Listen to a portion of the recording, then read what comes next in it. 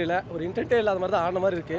ஆனா என்ன சொல்றது மீனிங் தெரியுமா சிஎஸ்கே இன்டென்ட் பத்தி? இல்ல அப்படி நான் சொல்ல மாட்டேன். நான் 17 வருஷமா இந்த டீமை நான் பார்த்துட்டு இருக்கேன். 2010ல தலைவர் இந்த 2 6 அடிப்பாரு. யாரு? பஞ்சாப் கிங்ஸ் எதிரே.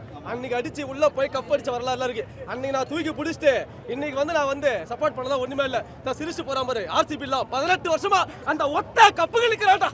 18 வருஷமா நிக்கிறானா இல்லையா?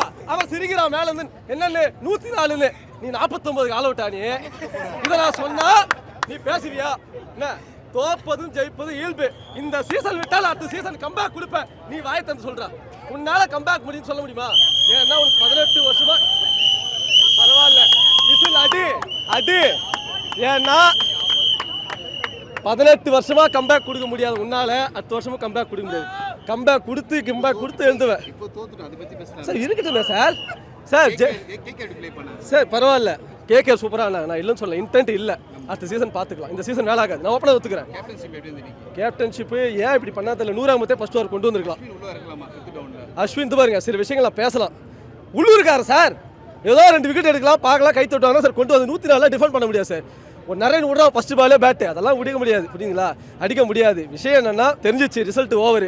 அடுத்த சீசன் கம்பேக் கொடுக்குறோம். இந்த சீசன் ஓவர். என்னடா சிஎஸ்கே ஃபேன் அடுத்த மேட்ச் முட்டு கொடுத்தாலும் கொடுக்க மாட்டேன்.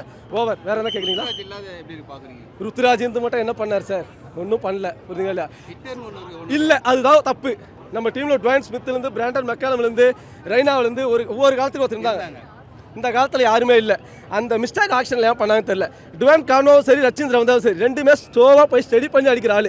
ஒருத்தராக ஹிட் இருக்கணும். எப்பா திருபாதி போதுண்டா. எப்பா தீபா கூடா போடா போதுண்டா. வேணாம் சார். இவனுங்க வேணாம். ஆக்ஷனில் விட்டு தோலிங்க. யங்ஸ்டருக்கு வாய்ப்பு கொடுங்க. புரியுங்க? தப்பு தான். வயசான டீம் வச்சு கப்பு வாங்கிட்டு நாங்களும் பேசி முட்டு கொடுத்துட்டோம். இனிமேல் வேலை ஆகாது. விஷயம் என்னன்னா T20 அப்டேட் ஆயிடுச்சு. T20 அப்டேட் பண்ணுறாங்க. யங்ஸ்டர்லாம் உள்ள வரான். பிரியான் தாரி அவன் பேர் எனக்கு சரியாக வரல. இப்போ ஆனார் பஞ்சாப் கூட.